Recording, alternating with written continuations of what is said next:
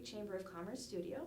My name is Mary McKinley. I'm the Public Outreach Program Coordinator for the Greene County Record Center and Archives. Scott, would you like to introduce yourself? Yes, I'm Sheriff Scott Anger, Greene County Sheriff. Okay. So tell me about where you grew up. Well, I grew up, my early years, I grew up in a town called Madison, Indiana. And what I did was actually right before the April 3rd, 1974 tornado, the fall before, is when I actually moved to Xenia. I was 11 years old. But I grew up in a small town in southern Indiana till I moved here. Did you have any experience in Indiana with tornadoes? No experience whatsoever with tornadoes in Indiana. So you had just moved to Xenia. What was your experience in Xenia before the tornado? Well, I went to Cox Elementary School here in a few of the friends that were with me the day that the tornado hit went to Cox Elementary School, played basketball on the 5th grade Cox basketball team, and this was the fall of '73 again, and then just we're really getting to meet people in Xenia, get to know Xenia a little bit at the time right before all this happened. So you were 11 when you moved to Xenia. Were you 11 when the tornado occurred? Yes, I was. Yes, I was 11 when the tornado occurred. Can you walk me through what happened that day? Well, we went to school just like any other day. Got home after school and was with my friends. We decided that day that we were going to maybe get outside of our fence boundaries a little bit, maybe further than we should have. But we heard there was a new department store opening in Xenia named King's Department Store. So we decided that we were going to ride our bikes to a certain point, and then we decided to take a path through the fields and over the bypass and head to King's Department Store to see the new store. So were you at the store when the tornado happened? No, we were at the store when the actual tornado warnings, we actually heard tornado warnings actually on the intercom, but we didn't, at that point and stage in our lives, we'd heard tornado warnings before, but really heard them and then nothing ever happened, and we just kind of heard the warnings, and at some point we knew the weather was getting bad and that we were going to have to head back home. So you headed home. Where were you when the tornado happened? So we headed home and we were on the 35 bypass right by the overpass, and when we got back up on the road to cross, we could see the big cloud that was to the west, and we really, it was when it was farther away, we couldn't even tell that it was a tornado. We couldn't tell that it was rotating or anything like that. As it got closer to us and we could see it was hitting the Windsor Park Arrowhead subdivision, and I lived in the Arrowhead subdivision, we could see at that point that there was debris and everything flying around. We could also see the transformers blowing and flashes of light from that. But we had our conversation between the three of us, like what was happening, or actually four of us. And I can remember one of my friends saying, I read a book about tornadoes, and that's a tornado. And we were just kind of trying to decide what it was. But we literally had a bird's eye view of the tornado as it swept through the neighborhood that I lived in. What else was that discussion like? What else did you say? I could just remember when it was at a distance, we were just thinking, is there a big fire over there somewhere? And then as it got closer and we could see the rotating and what we could see the debris, it just really happened so fast that we really didn't have much more discussion other than, the winds got a little bad and we got down along the guardrail on the highway and we watched it go through. A short time later, believe it or not, a state highway patrol trooper stopped on the bypass, saw us, and picked us up. I'd love to this day to know who he was, but he took us from the bypass up onto Bellbrook Avenue, and we told him where we lived, and he was going to take us home. But his radio at that point was totally going off with all the different needs for help. He took us as far as Wimbledon Avenue and Bellbrook Avenue and said, I have to let you out. So he let us out at that point. And then from that point, each one of us had to make our way back to where we lived individually. We were together for a little while. Then as we went up Commonwealth Drive, we had to split off to try to get home. At that point, we just knew that by looking at the devastation on Commonwealth Drive, which was a very badly hit area. As we were walking up, you could hear people that were asking for help. They were screaming. You could tell there were people that had been injured that were, outside, and their houses were no longer standing. So at that point, I kind of was thinking that my house had to be leveled as well.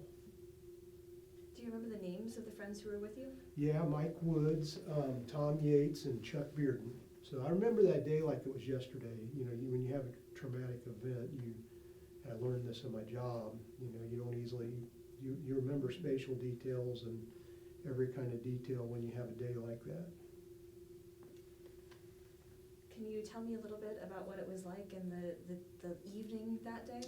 Well, I can remember getting home, and the street behind us, there was slabs, because those houses didn't have basements, they were slabs, and they were totally destroyed. And again, as I got closer to my house on Colorado Drive, I was able to see my house and see that my house was still standing. We had a corner of our north part of our roof that was missing, but my mom was outside when I got up there. Obviously, she didn't know where I was at.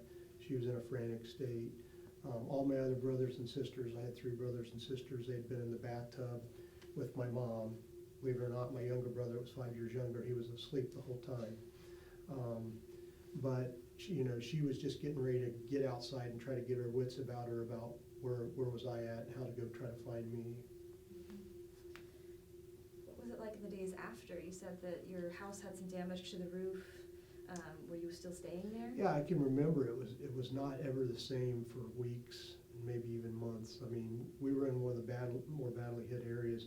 We were very lucky. We were still able to inhabit our house, but we heard nothing but sirens for the days after that. You had all the Red Cross personnel setting up trailers and serving people meals, and all that was going on. And I vividly remember President Nixon's motorcade coming down Colorado Drive when he was coming in to survey the damage. So did you actually get to see him appear in the crowd? I didn't see him get out of the car that day or get to see him appear. I just knew that they were coming to do it, and I was able to see his motorcade come past my house. You said you had siblings who went to Cox and were their school days affected at that point? Yes, immediately we didn't go to Cox after that point. They had several of the schools were struck, and they had to make do with a lot of different shifts even for schools. But from that point forward, I went to McKinley School, which ended up being trailers that were set up where the current McKinley School is now, that area off of Colorado Drive. We went in modular classrooms after that point. Was transportation different after that? Yeah, transportation was different. And I can remember there was must have been some federal aid that came in. Again, I was 11-year-old. But I remember these big blue buses that came months after, and they were in Xenia for quite a while. So I know there was public transportation that was provided probably by federal aid. So I remember as kids we used to get on the buses and go places. But I think transportation was different. Obviously, there was quite a while there where we just stayed at home. Mm-hmm. It's just like anything else. You have a storm, coming in after you've already had devastation. So as a kid, you were just a little bit anxious about going to bed and thinking about, hey, maybe I better keep my shoes on, or you were just a little bit, still feeling some of the trauma about what you experienced. Well, and I'm curious how quickly you went back to riding your bike on the path. Yes, yes. Well, again, obviously, we didn't get our bikes that day. Of course. But, yeah, again, that was probably a day, where we were probably a little bit outside of maybe our boundaries, and when this happened. So we were very lucky that we were able to get back, and all of our families were okay. How were in Arrowhead, it was a very heavily impacted area, so how were friends and family affected outside of your immediate household? Yeah, many of the people we went to school with, they had no homes, and their insurance company was trying to figure out where they were going to live. So a lot of the kids that we went to school with at McKinley, it was, a long time before they got to either rebuild, and some people didn't rebuild, so we had some people that were in our class, I was at Cox that day, but as we were going through, as I was going to McKinley school, people friends that you knew from class kind of came and went. Some people, didn't rebuild their houses, or they decided they were going to move somewhere else. What do you think have been the long-term effects of the tornado? How has Xenia as a whole changed? I do remember Xenia, how it was set up before the tornado. Obviously downtown, and that's changing again now with the Xenia Town Square. My wife's relatives had a home down in that area that was leveled, and when they decided to do the redevelopment, their house was never rebuilt. Some of the businesses that came in, again, I didn't have a mind for city planning at the time. I'm trying to think back on what that would have been like for city planners and, receiving federal dollars. And but, I can remember the Kraler Furniture Company, and I can remember the trucks that were there, the delivery trucks or the semis that were just strewn about the roof, strewn about everywhere. I can remember as a kid going by and seeing that. I can remember playing in the woods years later and finding bowling pins from the bowling alley that would just be in a random place out in the middle of the woods. But just Xenia changed a lot. And again, when you have to redevelop and develop like that, maybe there's things that they did that we really benefited from, and then maybe some of the things we didn't benefit from because we had to do it so hastily. Has your experience shaped where your life has gone? I don't know, but, it's just we stayed in Xenia. And after that, the year after that, I can remember Warner Junior High, which is actually the new middle school that's being built in Xenia now. I tell the superintendent every time I see him that I'm so happy that Warner's going to have a new school, because that place was old when I went there. And when I was in middle school, that's this rebuilding process was over the course of years. So I went to school from noon to 6 p.m.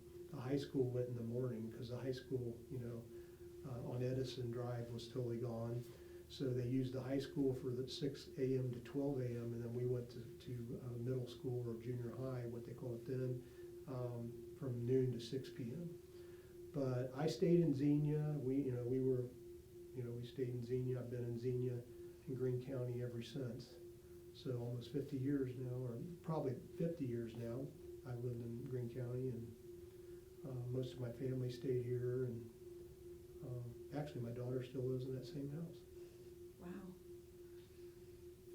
Are there any other details you want to share about your experience over the tornado or Greene County?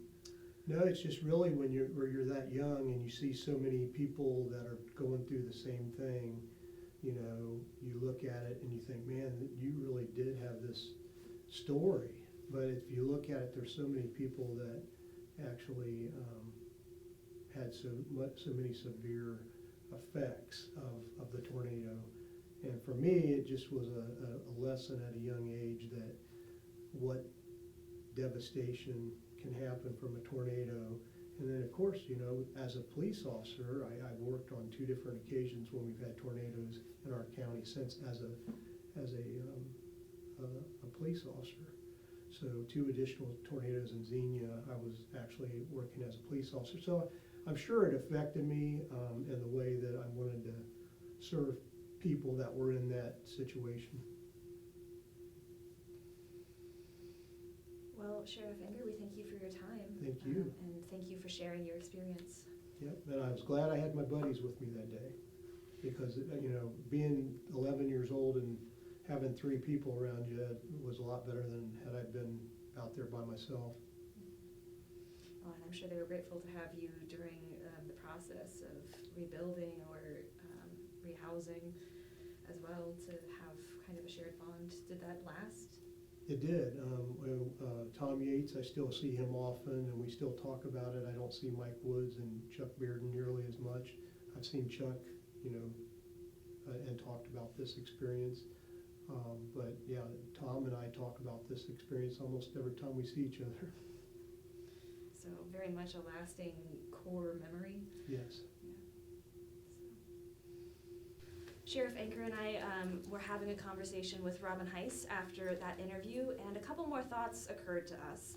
So for context, the 1974 outbreak was an outbreak, a series of tornadoes. And Sheriff Anker, you had mentioned that you were from Madison.